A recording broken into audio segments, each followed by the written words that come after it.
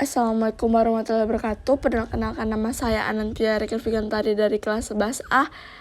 Di sini saya akan menjelaskan apa sih minyak bumi yang kita kenal.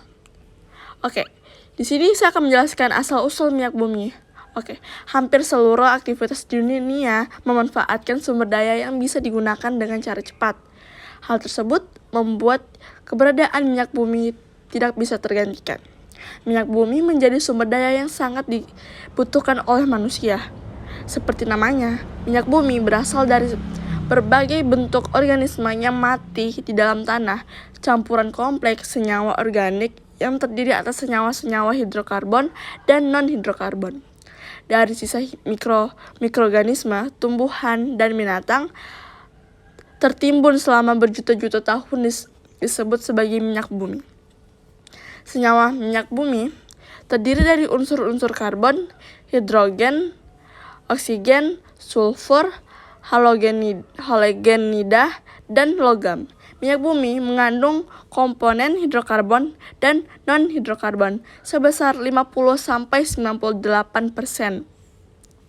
Beberapa organisme yang dimaksud ialah berbagai alga dan plankton yang terkubur di dalam tanah. Proses ekstraksi minyak bumi membutuhkan tahapan yang panjang dan rumit sehingga penggalian tidak bisa dilakukan sembarangan. Penggalian minyak bumi dengan tahapan yang panjang dan rumit membutuhkan alat berat. Jika sudah berhasil diambil, maka tahapan selanjutnya ialah proses pengolahan yang menghasilkan berbagai bentuk bahan bakar berbeda. Tidak semua negara memiliki sumber daya alam yang sama. Beberapa negara di antara memiliki kebanyakan alam yang lebih seperti minyak bumi, kemudian berbagai besar negara dengan sumber daya alam minyak menjadi negara yang kaya dan maju, karena minyak merupakan salah satu komoditas mahal. Minyak bumi adalah hasil dari peruraian dekomposisi materi tumbuhan dan hewan di suatu daerah yang subsidence turun secara perlahan. Daerah tersebut biasanya berupa laut, batas lagon, atau danau sepanjang pantai ataupun danau dan rawa di daratan. Sedimen diendapan bersama-sama dengan materi tersebut dan kecepatan pengendangan sedimen harus cukup sehingga paling tidak bagian materi organik tersebut dapat tersimpan dan tertimbun dengan baik sebelum menjadi pembusukan. Pada kondisi sirkulasi dan reduksi tertentu, akumulasi hidrokarbon yang ditemukan pada bagian air laut yang dalam.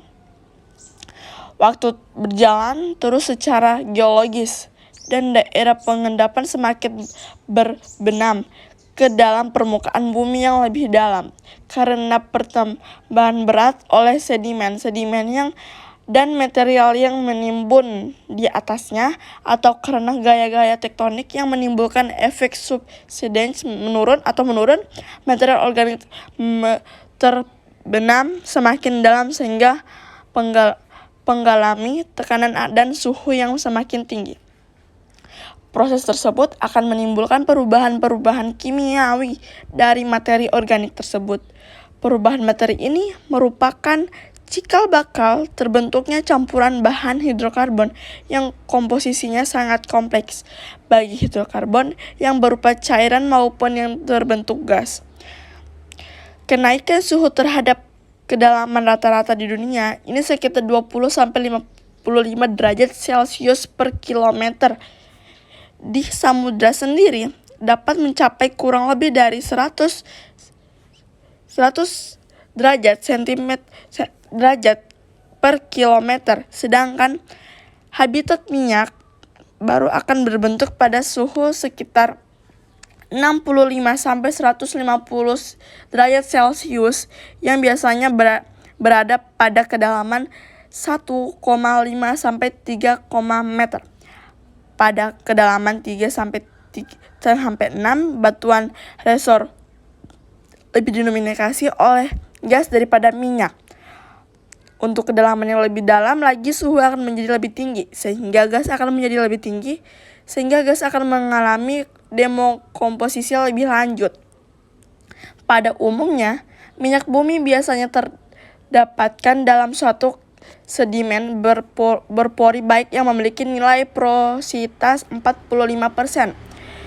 Reservoir yang sangat baik karena semakin lama batuan tersebut terendapkan dan tertimbun material di atasnya, maka batuan tersebut akan berkompaksi dengan hal ini mengakibatkan nilai porositasnya berkurang. Minyak, gas, dan air akan berkumpul dari persimpangan di ruang pori-pori dan batuan berpori tersebut. Oleh karena itu, gravitasi maka fluida tersebut bergerak dalam batuan berlahan-lahan. Batuan dapat meloloskan fluida tersebut. Sebagai batuan permeabilitas, batuan dapat memisahkan gas, minyak, dan air secara fisik, yaitu akibat perbedaan densitasnya.